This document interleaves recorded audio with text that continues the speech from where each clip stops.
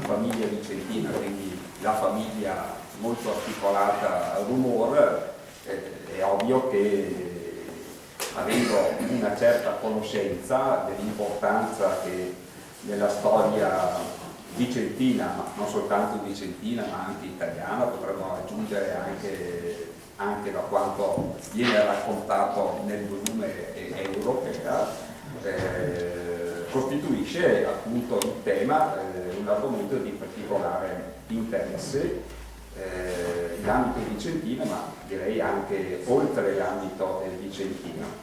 Poi naturalmente ho avuto il volume, quindi ho letto e quindi mi sono anche documentato e confortato in questa scelta, in questa accettazione della proposta. Devo dire che ci sono anche dei motivi che poi nel corso della lettura ho trovato di collegamento diretto con la biblioteca Lavinia, perché qui la figura del professor Ettore Gallo, avvocato, che proprio qui aveva il suo studio di grande professionista, maestro di molti avvocati naturalmente impegnati sulla piazza vicentina, mentre era qui, ovviamente insomma, è un collegamento stretto per i ricordi che fa nella parte iniziale, mi pare, se non ricordo male, a pagina 58, per le esperienze della Resistenza con il papà avvocato Giacomo Rumor. E quindi noi sappiamo che qui Ettore Gallo è stato il proprietario dell'immobile fino al 1979, quando ovviamente il cursus honorum nell'ambito della magistratura lo portò a mettere in vendita l'appartamento, anzi l'intero palazzo, e gli subentrò immediatamente, pronto perché aveva bisogno di spazi enormi, Demetrio Zaccaria, che ha riportato qui e da qui lanciato il suo centro di cultura e civiltà contadina. E poi Casa Gallo, che ricordiamo, però noi diciamo Casa Gallo Zaccaria, perché la donazione poi nel 1981 la fece Demetrio Zaccaria, però Ettore Gallo, a cui è anche dedicato l'Istituto di ricerche storiche naturalmente molto importanti, il nome di Ettore Gallo è strettamente collegato e abbiamo la residenza che Carlo Scarpa ha realizzato per lui al piano superiore, che è la più importante residenza di tipo familiare, però di una famiglia evidentemente con buone possibilità, perché sono 650 metri quadrati di superficie di sopra, però con il consolidamento statico di tutto il palazzo, e le travi che vedete qui, che avete intravisto forse al buio poco questa sera nell'androne di ingresso, naturalmente sono l'espressione massima della diciamo, innovazione progettuale di Carlo Scarpa. Quindi questo è il primo motivo di affinità. Poi leggendo il libro si coglie un interesse e un amore per la natura, per il paesaggio, per la campagna, per i lavori naturalmente della campagna, la casa ai limiti della città, la casa di Longara, sopra il lago di Fimone, e quindi le varie pratiche naturalmente dei lavori di campagna, la vendemmia in modo specifico, e questi sono tutti temi che chi è alla Biblioteca Lavinia, visto il suo patrimonio eccezionale in ambito agronomico, vitivinicolo in modo particolare, naturalmente sono occupazione e interesse abituale. Però c'è anche un alpinista qui, uno speleologo, chi ha fatto le grandi passeggiate, quindi cioè la natura, il paesaggio, l'ambiente, per i quali manifesta una sensibilità veramente squisita. E qualcuno ricorderà che abbiamo anche qui presentato proprio per la valenza culturale il Parco della Pace, proprio per l'importanza che può avere per Vicenza questo arricchimento della natura, del verde. E poi si parla di Camera del Commercio, sappiamo Giacomo Rumor, grande presidente, a lungo presidente, ma è stato anche di altri organismi, anche fondatore dell'interesse per gli immigranti vicentini, il centro poi produttività, il centro di orientamento professionale, la fiera, insomma le cariche credo possibili, immaginabili nell'ambito vicentino importanti sono state tutte sperimentate dal nostro protagonista anche di questo volume. Insieme però non dimentichiamo mai la sua Rosa, mi pare, la mamma, una persona dedicata, descritta con una sensibilità del tutto particolare da parte del figlio Paolo e quindi ricordata in questo libro accanto a un marito sì importante, però con una moglie particolarmente determinante anche per il successo del grande amministratore, di colui che è stato coinvolto anche nelle problematiche europee. Poi ho scoperto che c'è una figlia che è collegata con Veneto Agricoltura, quindi potrei dire c'è un quarto motivo perché stiamo collaborando molto efficacemente con Veneto e Agricoltura. Il volume, possiamo dire così semplificando e sintetizzando, è una avvincente anche autobiografia arricchita da molte foto, quindi che documentano molto bene, però con un panorama, sottolineo, critico, talvolta severamente critico, sulla situazione in generale, in modo particolare, degli ultimi 60 anni della vita cittadina, della vita italiana e anche per i riflessi naturalmente, i collegamenti del papà Giacomo e anche a livello europeo, la formazione dell'Unione Europea, della Comunità Europea, sarà lui a parlare più dettagliatamente naturalmente di questi aspetti, sotto tutti i molteplici aspetti, non è solo una rielaborazione sul piano storico, però è una storia che potremmo dire un po' cronaca perché è una storia troppo recente per poterla valutare con il giusto distacco come si richiede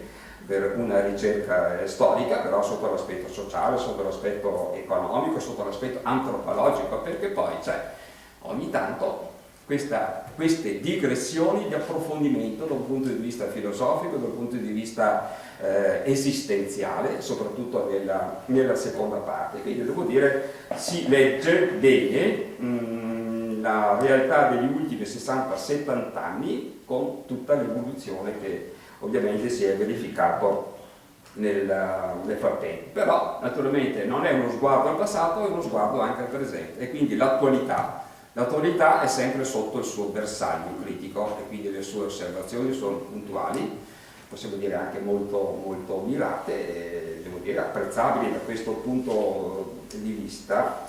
E in generale dalla lettura del libro io ho riportato una visione pessimistica, un pessimismo anche motivato sul piano ideologico ma sul piano anche pratico, però vengono salvaguardati i valori tradizionali che vedono i grandi interpreti, soprattutto nei genitori, come dicevo, la signora Rosa e l'avvocato Giacomo, che sono comunque protagonisti insieme con il figlio Paolo, che riscuotono sicuramente l'interesse del lettore.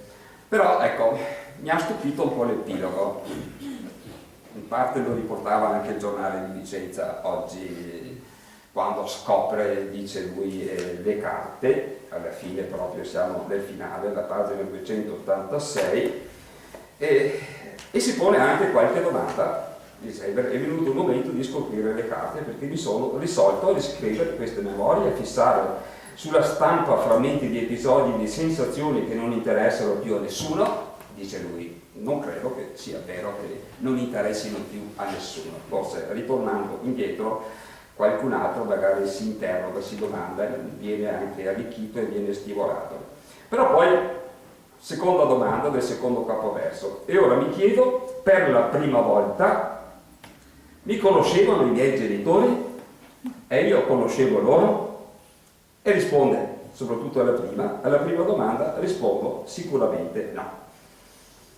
Ma io non sono proprio convinto, dopo aver letto il libro, che possa rispondere correttamente no, quindi lo sto un po' provocando naturalmente per dargli poi subito la parola, perché almeno il rapporto con i genitori, con qualche altra o in qualche altra relazione diciamo di tipo familiare, naturalmente non con la sua famiglia ma magari con altri familiari, con altri parenti, potremmo dire sì, c'è qualcosa che varrebbe la pena di approfondire o di rivedere o di valutare eccetera eccetera, però insomma credo che i suoi genitori emergano nella loro grandezza, nella loro nettità e nella loro sensibilità, proprio come espressioni non soltanto di campioni in ambito familiare, ma come campioni in ambito cittadino, nella società, che non è soltanto quella vicentina, ma anche nella società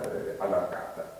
E quindi è una lettura interessante che alla fine con questo congedo non vedo molto come una conclusione, un epilogo, un congedo per il lettore sereno e rasserenante. Però io leggendo con uno spirito, con una disponibilità più attenta, probabilmente è diverso da quello che poi è l'input, forse è un provocatore anche il nostro avvocato Paolo, ne ricavo degli insegnamenti che naturalmente sono sicuramente attuali e anche inducono alla speranza e non a una visione pessimistica. Grazie, quindi lascio a lui.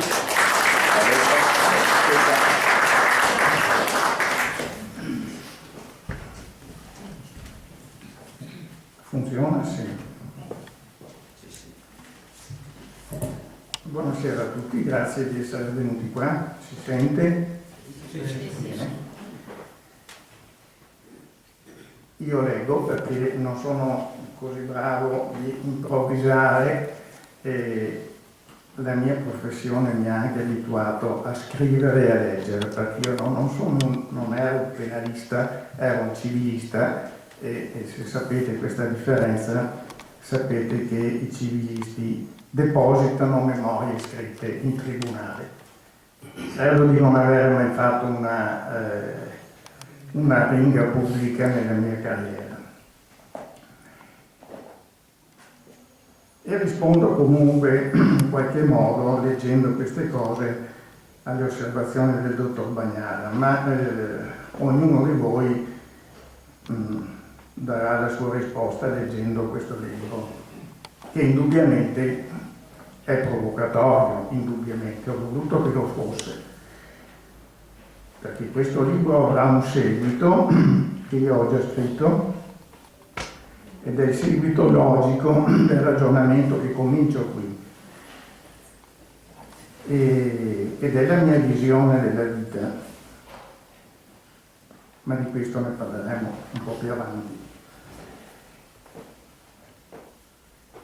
Quindi dunque questa è la mia seconda fatica, dico, dopo il libro intitolato L'Altra Europa, che mi sono portato con me per farvelo vedere, edito nel 2010 con la Hobby & Work, che purtroppo è fallita. Questo primo libro ha ottenuto un discreto ascolto, ci sembra, ha suscitato l'interesse di alcuni specialisti, cosa che non mi sarei aspettato, e quindi abbiamo deciso con i collaboratori, perché è stato fatto assieme al professor Giorgio Galli e all'archeologo Loris Bagnara, abbiamo deciso di farne una riedizione inserendo le nuove scoperte che sono intervenute autonomamente per merito di questo libro e anche da altre fonti, perciò se non vi saranno intoppi l'anno prossimo dovrebbe uscire al pubblico.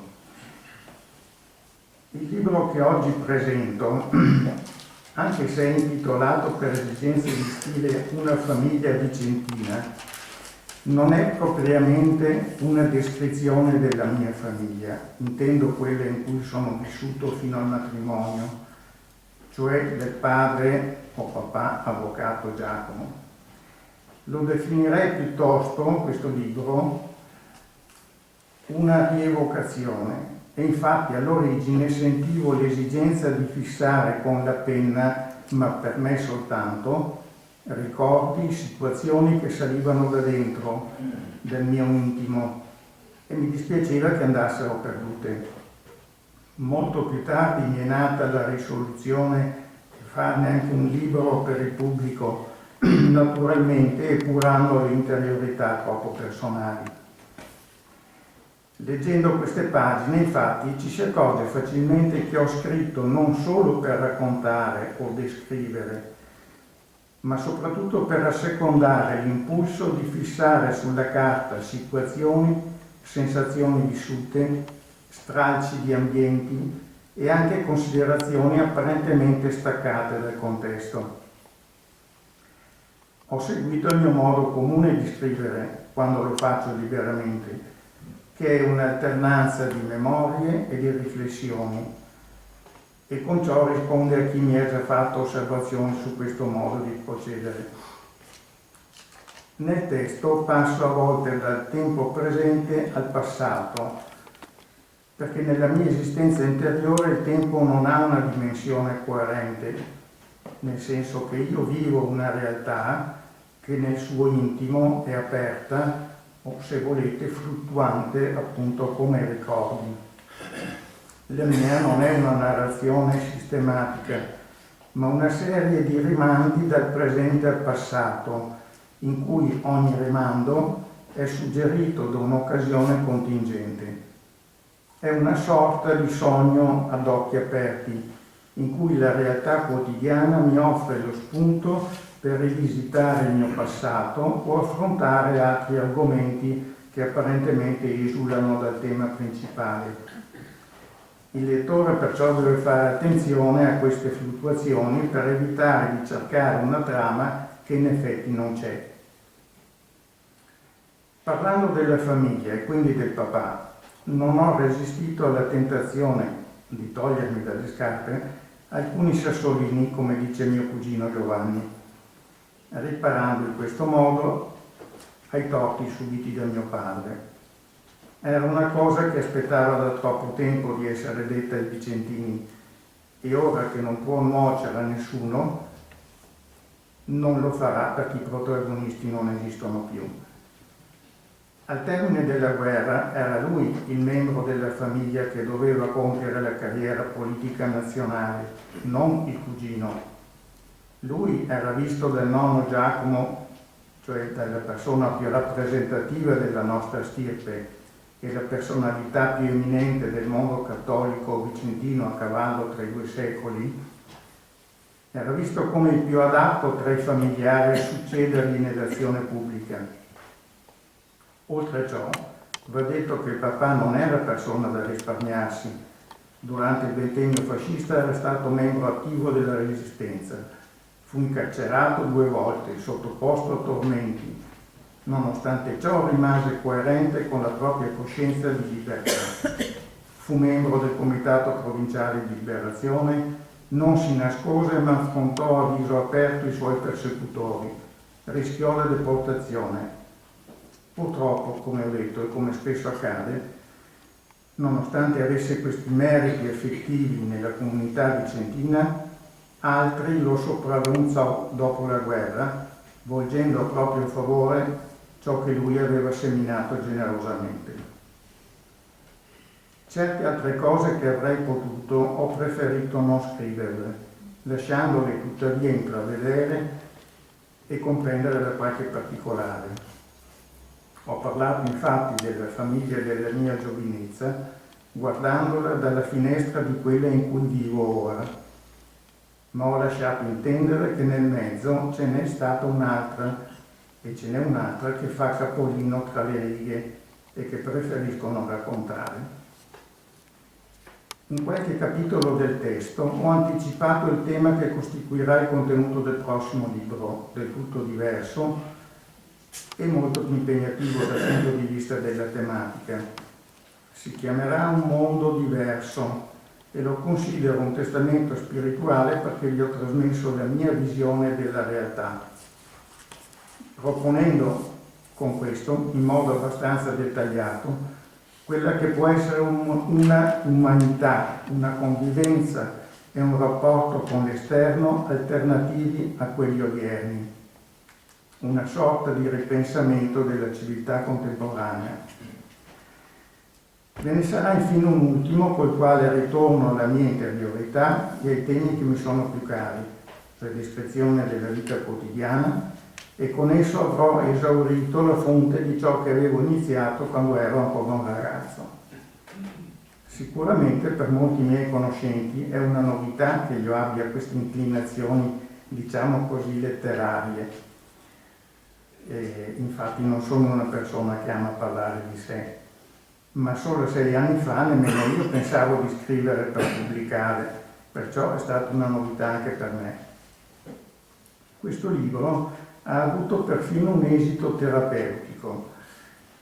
Man mano che scrivevo emergevano dal profondo situazioni, frammenti di episodi, oggetti reali che non ricordavo da lunga data, e con essi sono ritornati anche suoni, odori dimenticati che non avrei mai immaginato di riascoltare e avvertire. Il mio copriletto della casa paterna, le musiche del giradischi in salotto, il maglioncino verde di mia madre, il vento che spira nelle sere di primavera dal giardino Salvi, i passetti dell'uccellino sulla sabbia della gabbietta, la voce dello zio Piero alla sua terrazza, rumori di pentole, di porte, cigolii delle ante degli armadi, il parlottare della mamma con la domestica in cucina, il silenzio in cui la casa è sprofondata quando io e i fratelli studiamo. Sento ancora sulle dita la porta allaccata dell'armadio del papà, il suono della chiave che gira nella toppa quando lui rientra e tante altre cose che scrivendo sono resuscitate intatte come le avevo lasciate quando ero partito. Sembra quasi che esista una dimensione nella quale abita il passato e a cui si può accedere attraverso la memoria non verbale, quella costituita dai sensi e dai simboli. Sembra anche che la mente abbia un suo meccanismo automatico per cancellare le situazioni che le risultano scomode. Infatti, gli eventi più penosi della mia vita sono stati, diciamo così, ricostruiti o ripianati, in modo che del passato, intendo quello remoto, mi è rimasta solo una indistinta positività. La funzione terapeutica che ho detto è di aver rivisitato il mio passato riconciliandomi con esso, accettando di essere stato una persona comune ad ogni altra, molto diversa da quella che io stesso avrei voluto, un uomo con tanti. Ancora una considerazione. Dopo aver steso questi scritti, perciò a posteriori, mi sono accorto di essere stato condotto per mano nella loro stesura, senza che me ne accorgessi, dalla figura sovrastante del padre, il genitore che è sempre abitato nella mia mente e col quale mi sono confrontato quasi ogni giorno della mia vita, anche dopo la sua morte, in un rapporto ambivalente di affetto e di risentimento. Di sicuro non era un padre comune, ma una sorta di monumento.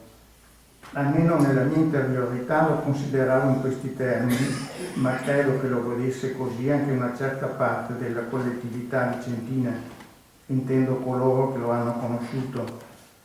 E ciò sia per il coraggio e la coerenza dimostrati con i fatti nell'opposizione al regime che quasi lo conducevano alla deportazione, sia per i meriti della propria funzione amministrativa e per quella serie di intuizioni, lungimiranze che gli hanno permesso di ricostruire letteralmente da zero l'economia vicentina dopo la guerra, portandola a livelli quasi unici in Italia. Si intende con la partecipazione attiva di tantissimi imprenditori che hanno rischiato di persona.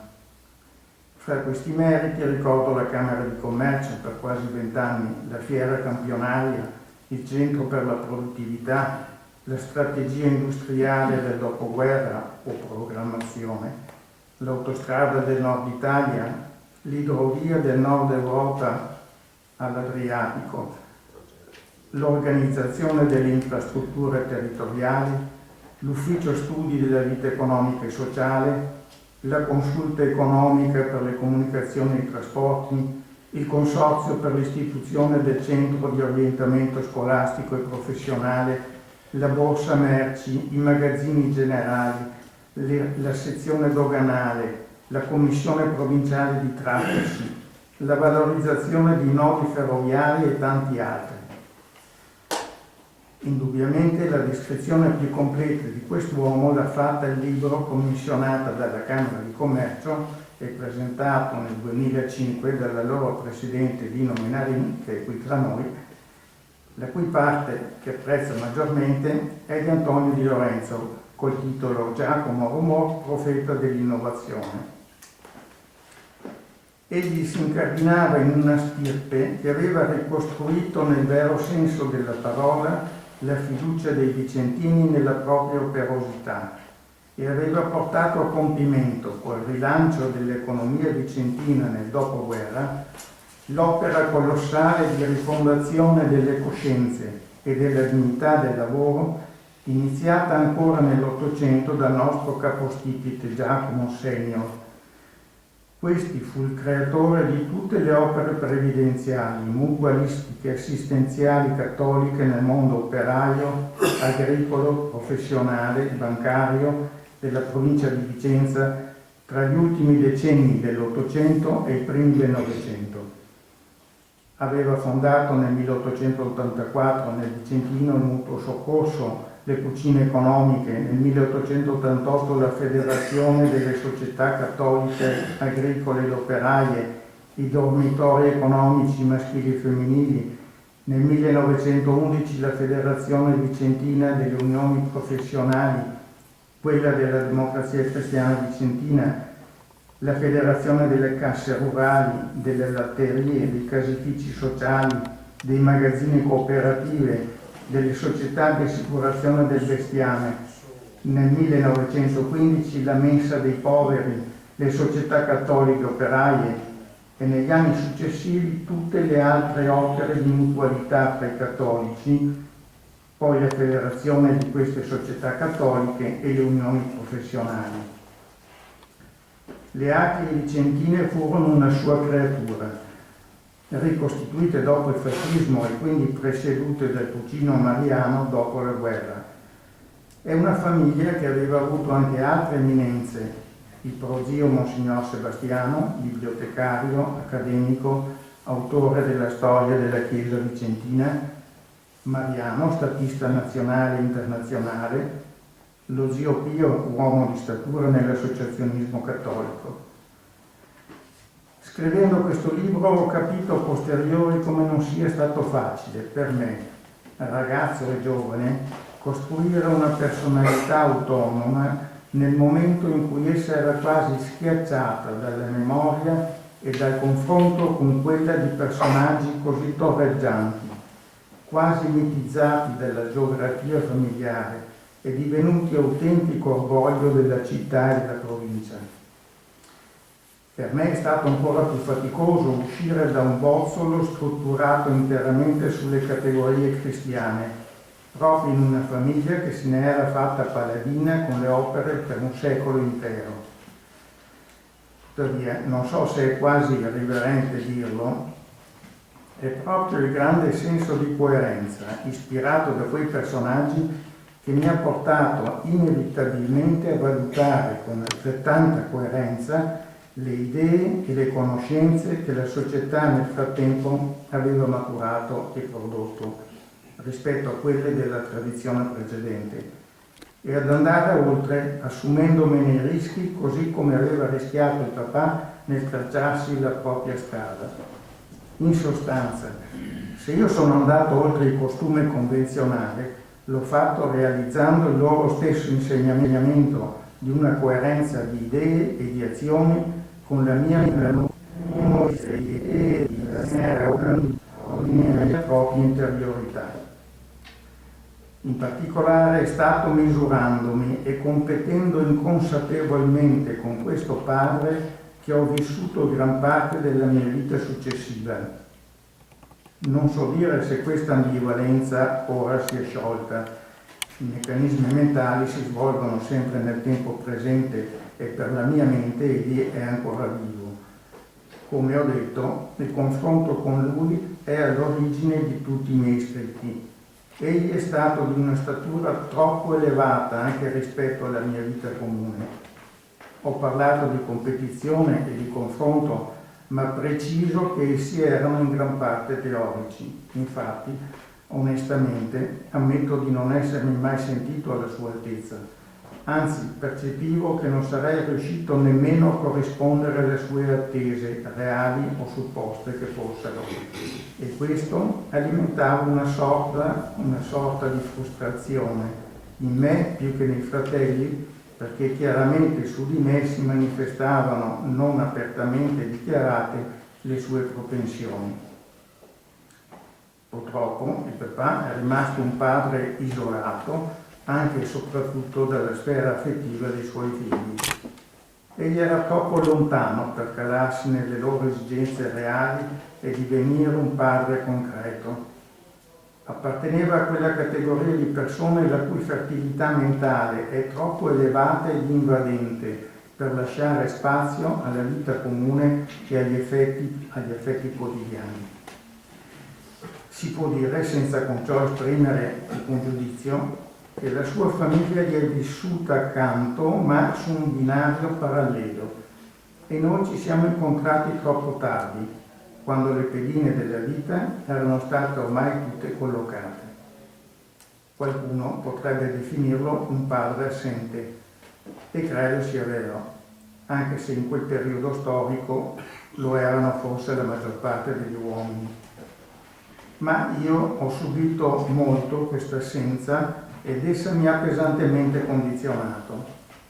Alla fine della vita, quando aveva realizzato tutte le sue opere, lui ha cercato di recuperare i suoi familiari, ma il tempo era scaduto. Sicuramente, senza il confronto perenne con quella persona per molti versi scomoda, non sarebbe mai nato il bisogno di esprimere me stesso in questi scritti, che a ben vedere sono il mio modo per dirgli: vedi, ho seguito altri percorsi, eppur senza di te in qualche misura ce l'ho fatta anch'io. Grazie.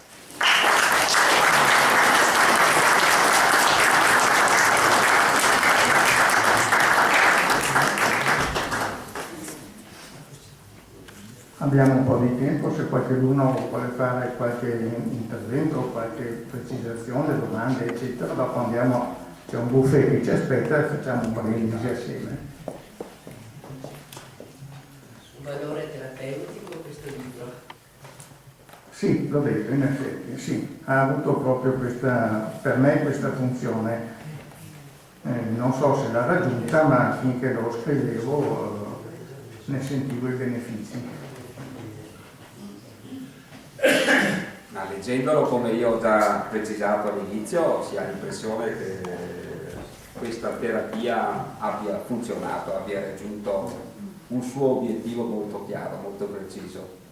Per cui alla fine ritorna di riflesso anche un apprezzamento naturalmente per la fonte di questa relazione tra il negativo e l'ammirato, diremmo proprio in sovrapposizione come atteggiamento che si coglie dalle letture del volume.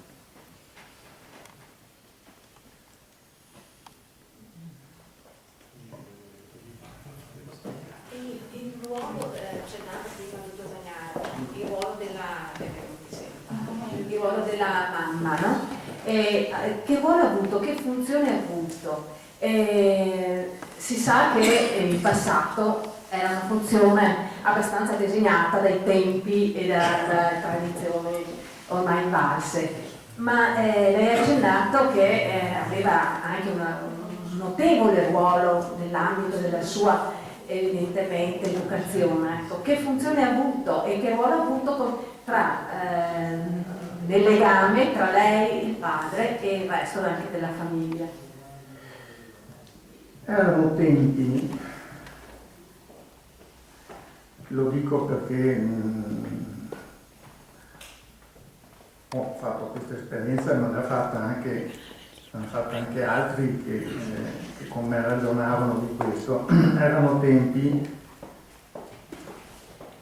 in cui ancora non c'era un rapporto tra i genitori e i figli. Erano mondi paralleli, come ho detto. Il papà e la mamma vivevano dei ruoli specifici. I figli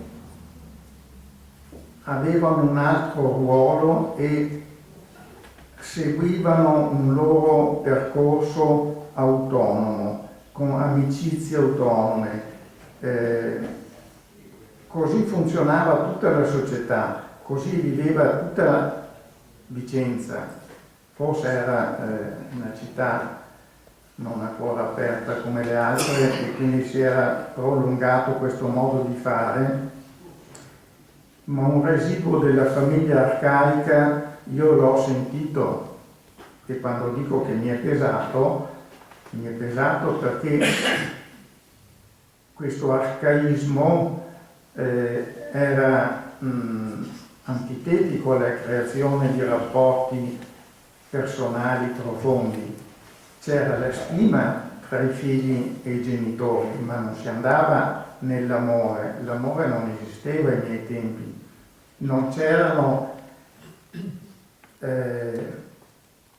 manifestazioni tattili, non ci si abbracciava, non ci si baciava, non ci si toccava. Erano modi in cui di fare, in cui il sentimento non sbocciava. La nostra società era una società senza sentimento, nel senso che ho detto, i sentimenti erano coperti, soffocati, ci si voleva bene ma non ci si amava, non si osava nemmeno usare questo termine, amarsi, l'amore, no? Lo si usava solo per l'altro sesso. E questo è arrivato fino alla fine degli anni 60, poi con la rivoluzione diciamo che è venuta dalla Francia e d'Oltralpe, il mondo è cambiato e è cominciato a cambiare tutto e soprattutto è cominciato ad inoltrarsi, a venire avanti il dialogo che non esisteva prima, perché in famiglia non si dialogava, in famiglia si parlava. Si ricevevano delle istruzioni, si ricevevano dei modi di fare, dei giudizi, ma non c'era un dialogo effettivo. Ecco, credo di aver risposto. Signora, vedi il microfono perché sennò sentiamo soltanto noi davanti. No, forse la signora voleva sapere esattamente che ruolo aveva la mamma nella vostra famiglia in particolare, non in generale. La mamma era nella mia famiglia, perché ho questa esperienza, in una famiglia con un padre così innalzato e così distante, svolgeva il ruolo di madre e insieme quello di padre. Ma il ruolo di padre spegneva l'affetto della madre. Io ho perso mia madre quando sono arrivato alla pubertà, oltre i 12-13 anni, io non ho più avuto rapporti affettivi con mia madre e questo veramente mi è mancato molto, mi ha causato dei grossi problemi, ha influito sul mio modo di lavorare, sulle mie relazioni con gli altri. E non è stato un caso personale perché mi accorgevo che anche i miei compagni erano così. Già 2 anni dopo, chi è nato nel 48, 47, 50, 49, ha trovato un mondo completamente diverso, o molto diverso. Io ho vissuto gli ultimi tempi di una vita, di una società in cui, lo ripeto per la terza, quarta volta, i rapporti affettivi erano molto molto controllati.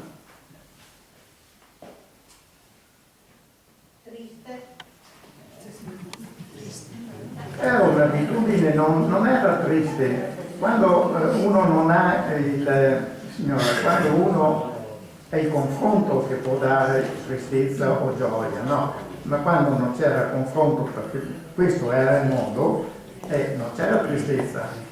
Io immagino che nella preistoria, quando le situazioni erano infinitamente più rigide, gli uomini vivessero normalmente. Certo non sbocciavano le relazioni, non si approfondivano, non si rimaneva in superficie. Era un mondo molto superficiale questo, quello, almeno è quello che ricordo io, insomma. Caro Paolo, mi senti? La voce un po' bassa. Finalmente hai portato a termine questo testo di cui mi hai parlato più volte. E sentendoti parlare, perché io non ho letto, si capisce chi sei. Io ti ho conosciuto qualche anno fa, abbiamo fatto insieme delle cose, le tue iniziative, la tua decisione, anche la tua serietà nel perseguire queste iniziative fanno parte, da quello che ho capito, da quello che hai detto, del tuo percorso parallelo al padre. Se non che questo padre è molto alto per te, questo non si sente, è altissimo, è altissimo. Allora mi chiedevo, anche per il lavoro che io faccio, se non c'è qualche tratto che sia più caldo dell'intelligenza con cui raggiungere il padre. E ho notato i tuoi ricordi, soprattutto i tuoi ricordi sensoriali, che tu dici essere vivi anche adesso e crearti un rimando tra il presente e il passato. Parlo proprio di quei ricordi visivi, uditivi, perfino tattili, quando tu tocchi la porta dell'armadio laccato di tuo padre, dell'armadio laccato di tuo padre. Allora, colgo una certa tristezza qualche volta in te e penso se tu non possa scavare e continuare la tua ricerca dentro di te, agganciandoti non ai valori ideali, ai valori intellettuali, ai valori razionali che sono freddi, ma a questi valori sensoriali e affettivi. Io sento in te una ricerca del padre e penso che la via migliore sia quella affettiva, non quella della propria realizzazione intellettuale, che peraltro hai raggiunto. Complimenti comunque. Grazie. Dino, il microfono. Mi sembra però che l'avvocato porti riferimenti nella sua famiglia, perché non è vero che in tutte le famiglie era così. Succedeva questo rapporto padre e figli, in modo particolare nelle famiglie in cui il padre occupava delle posizioni molto alte nella società e quindi non aveva neanche il tempo, proprio tante volte materiale, sicuramente, come succede tutt'oggi, perché non è che non succeda. Ci sono figli che il padre lo vede una volta alla settimana e quindi i rapporti sono sempre difficili, quindi oggigiorno mi sembra che nelle famiglie ci siano problemi ben più grossi, il dialogo insomma non avviene tanto, anche per questi motivi, perché io dico nella mia famiglia, sì che erano super giù coetanei i genitori, questo non avveniva. Sì, c'era anche un rapporto tattile, qualche discussione, d'accordo, non come adesso, perché ovvio la società è cambiata, è evoluta, però diciamo sembrava anche un certo rapporto con i genitori. Tanto è vero che io ho ottimi ricordi dei miei genitori, ma ottimi sia di mio padre che di mia madre, anzi per tutto quello che mi hanno insegnato e di esempio. Quindi logicamente non posso rapportare i rapporti che ho adesso con mio figlio, o il mio figlio si rapporta con me, le problematiche, perché si veniva, logico, da una società in cui c'era il capostipite davanti, la donna poi doveva stare in casa e basta, dire sì ai figli, interessarsi.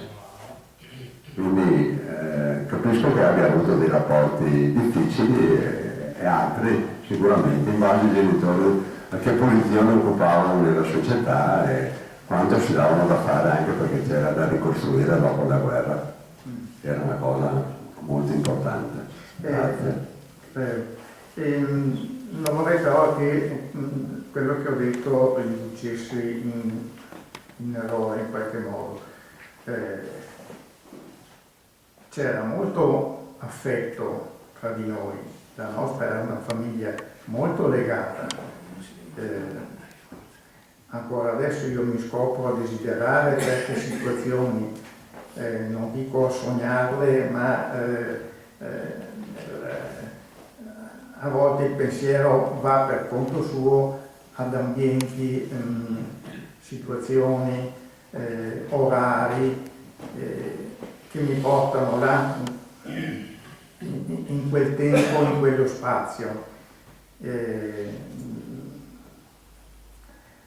Quello che ho detto è forse un confronto con la situazione odierna, con i rapporti odierni, perché soltanto facendo questo confronto si può vedere la differenza. Soltanto non ho edulcorato una situazione che, rapportata a quella odierna, ripeto, era drasticamente diversa, senza con questo dire che non ci fosse affetto, e non l'ho detto, ma i rapporti erano decisamente più rigidi, e non è stata solo una mia esperienza, perché mi sono accorto che i miei compagni, alcuni miei compagni, quelli che frequentavo, anche altre persone, avevano la stessa situazione. Io ricordo famiglie in cui era evidente il rapporto gerarchico, e un rapporto gerarchico è antitetico a uno scioglimento dei rapporti affettivi. In questo senso faccio queste distinzioni.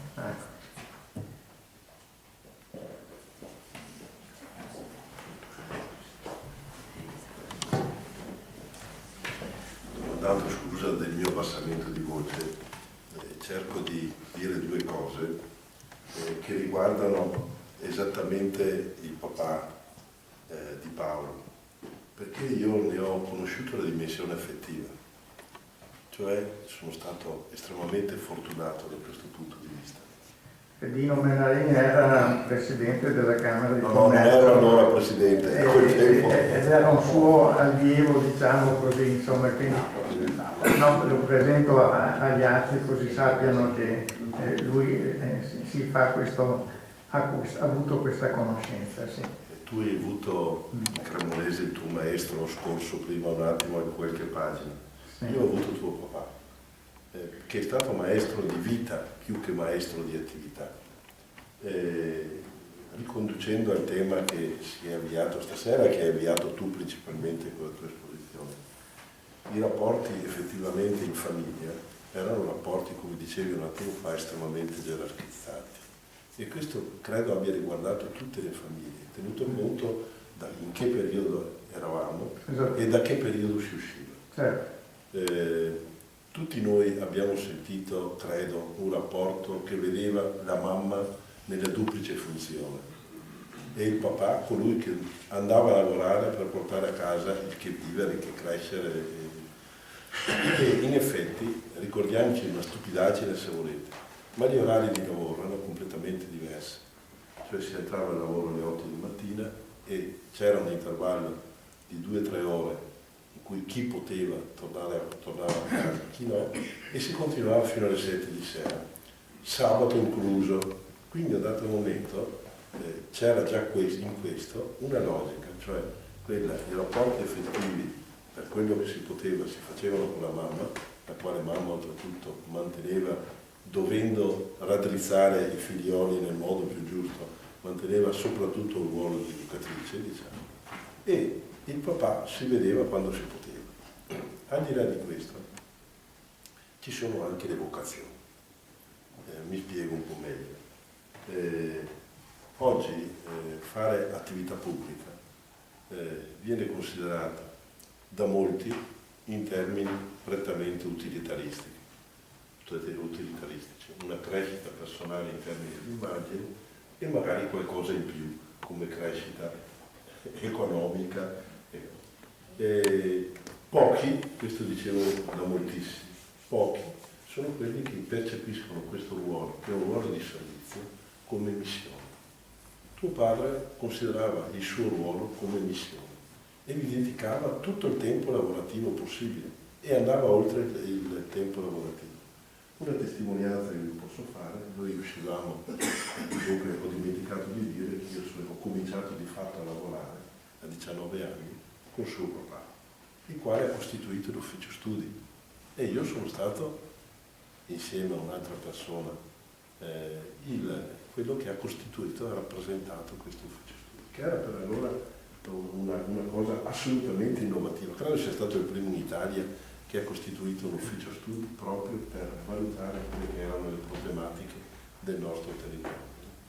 Ecco, allora si finiva alle 7 di sera, riprendendo l'aggancio di prima, quando tuo papà arrivava in ufficio, in Camera di Commercio, prima aveva la sua professione, aveva le sue relazioni, dopodiché alle 7 più o meno arrivava, non vi dico con che esclamazione da parte degli uscieri, i quali erano costretti di fatto ad arrivare lì. Per dirvi un piccolo episodio a cui ho assistito peraltro, un giorno ero nel suo ufficio e avevo 19 anni, quindi in un dato momento ragazzino, e stavamo parlando, bussa qualcuno alla porta e l'usciere era di fuori al piano, il quale dice: Presidente, io avrei dei problemi a casa, posso andare? E la risposta assolutamente del personaggio è stata: il suo Presidente è qui e quindi finché lei ha il suo Presidente qui deve stare qui. Cioè il suo concetto anche della gerarchia era in termini molto precisi. Lui, dicevo, l'aveva come missione e come missione l'ha sempre portata avanti. Cioè il primo tema per lui era quello di fare qualcosa, spirito di servizio, per quanto riguarda la comunità vicentina. E in questo credo ripetesse un pochino la strada di quello che erano stati i suoi predecessori, i quali avevano dedicato tutto a questo compito. Facevamo spesso al di fuori del lavoro e quindi è stato tutto tempo sottratto a voi. Ve ne rendo conto adesso che lo sottolineo, ma venivamo spesso anche al Tormeno e si faceva le 2 e le 3 di notte a discutere sui problemi della provincia, del territorio. Tuo papà non era né un oratore, né sapeva scrivere in maniera, diciamo, accattivante, però con questa sua decisione era un leader. Non lo capivamo neanche noi, per molti versi l'abbiamo capito dopo. Cioè la sua missione lui l'ha interpretata così. Non è che mancasse di attenzione alla famiglia, perché l'altro problema era che era estremamente riservato sui suoi problemi personali, diciamo. Però ogni tanto qualcosa gli sfuggiva sui figli, le preoccupazioni, le attenzioni e compagnia bella. Quindi vorrei tentare di leggere con te questo percorso come un percorso che non ha mai trascurato quello che era la logica familiare, ma che era in qualche maniera sovrastato da quello che lui riteneva essere il suo dovere. Questo credo. E così con questo concetto di dovere, come aveva assunto tutta una serie di funzioni, le ha lasciate, e le ha lasciate credo non portando neanche via una matita del luogo dove aveva impegnato tutta quanta la sua vita. Grazie. Io posso sottolineare che uno dei momenti che lei evidenzia, penso con particolare anche legame affettivo, era il rientro alla sera per la cena quando la famiglia si riuniva, oppure l'incontro a cui magari voi da lontano o da vicino assistevate proprio nella casa di campagna sotto il pino, l'incontro dei Samaritani. A me è piaciuto molto quella pagina, questo capitolo dei 3 Samaritani, alla presenza servizievole della signora Edith, che lei ricorda alla fine fosse un personaggio delicato, pacato, direi presente anche nell'ultima fase, che lei ricorda quando la va a trovare nella casa di riposo, in condizioni per cui va a portarle il libro e dice ma glielo do, non glielo do, e forse è ancora in grado di capire, di rievocare, eccetera. E dopo c'è anche la presenza delicata, che non è citata una sola volta, del Bobby, il cane, e quindi c'è un clima simpatico, devo dire, che si coglie, quindi vuol dire che proprio le cose non erano così distaccate. Ma si nota anche nel racconto suo che c'è un certo orgoglio di queste attività che il papà svolgeva e del modo, soprattutto del modo in cui riusciva a tessere le relazioni con i collaboratori, e quando poi parla dei rapporti segreti per l'organizzazione dell'Unione Europea, eccetera, eccetera. Ma lì io ho colto in chi scrive, insomma, un ricordo orgoglioso. Quindi vuol dire che c'era un'ammirazione per un papà così importante, una figura così prestigiosa. E adesso che facciamo poi il riassunto, la sintesi di tutto quello che ha fatto, che ha creato e che ha avuto una sua continuità, naturalmente al di là della Camera di Commercio, prima ho dimenticato di sottolineare che il legame importante con la Camera di Commercio era il fatto che la Camera di Commercio per Demetrio Zaccaria era stato il socio fondatore del Centro di Cultura e Civiltà Contadina con il notaio Caprara nel 1981, quando fece naturalmente prima la creazione del centro, impegnando i soci, comune compreso, e poi il giorno dopo ha fatto la donazione dell'intero palazzo e anche della biblioteca, dando 650 milioni di lire al comune perché si intestasse la proprietà. Demetrio Zaccaria era un calcolatore, perché lui è entrato qui nel 79. La proprietà da Ettore Gallo al comune di Vicenza è avvenuta soltanto nel dicembre del 1981. Ora purtroppo questo socio fondatore ha lasciato la biblioteca e aveva avuto fiducia nel creare questo centro di cultura perché c'era soprattutto la Camera di Commercio. Era il socio fondatore che aveva voluto Demetrio Zaccaria, altrimenti non sarebbe andato avanti, perché alla fine è stato costretto a fare l'atto di donazione al comune, per i rapporti naturalmente con una istituzione locale, ma dopo aver fatto 8 tentativi di donazione persino all'Università di Uppsala in Svezia. Fallito questo, perché poi era un uomo molto sbrigativo, si capiva che la gente non era molto intenzionato ed entusiasta, lasciava perdere, ma ha tentato a Firenze, ha tentato a Perugia, ha tentato a Torino, ha tentato a San Michele all'Adige, quella Camera di Commercio, sempre con le Camere di Commercio in modo particolare. Pensi che aveva anche acquistato una vecchia villa nel Torinese, dove pensava di trasferirsi, perché il nuovo corso di laurea in frutticoltura, dove c'era un amico, poteva essere la destinataria della donazione di questa istituzione, della biblioteca. Molto bene. E quindi alla fine, adesso quindi Camera di Commercio che è venuta a mancare è un tradimento per Demetrio Zaccaria. Purtroppo sappiamo in che condizioni sono, non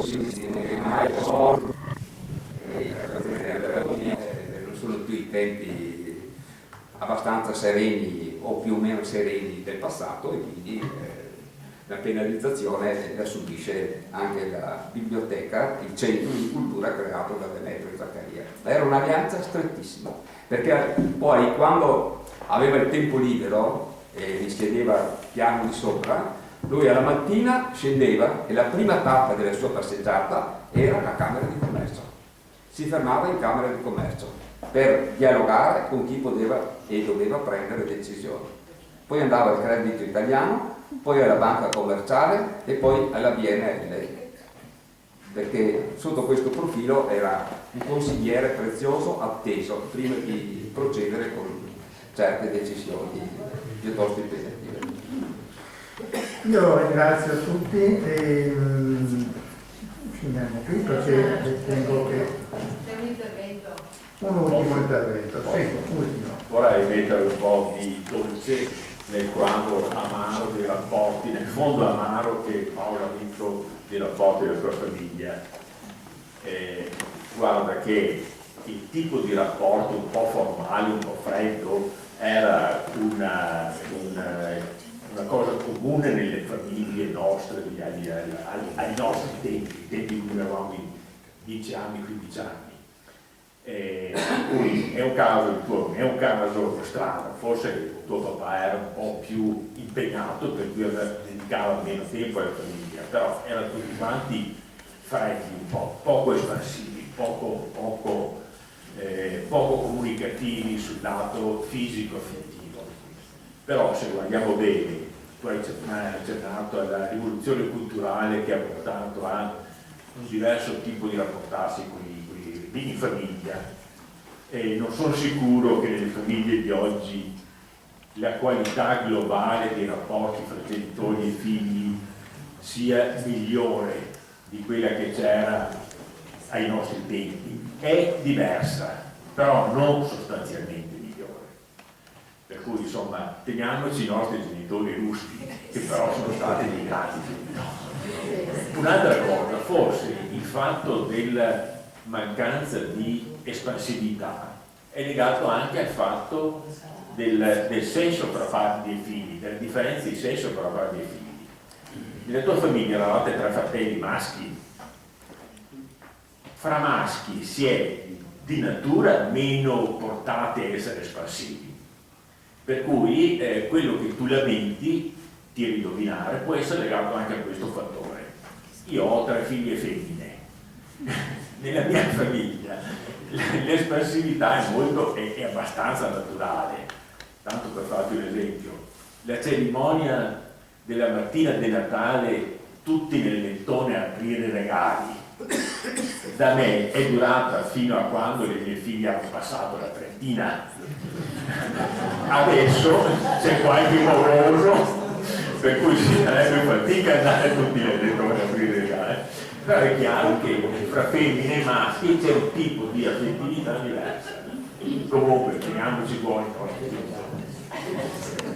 Vi ringrazio tutti ancora di essere intervenuti. Se qualcuno vuole usufruire del testo è a disposizione, altrimenti lo trovate nelle librerie vicentine. Se vi fermate un attimo prendiamo qualcosa insieme. Grazie.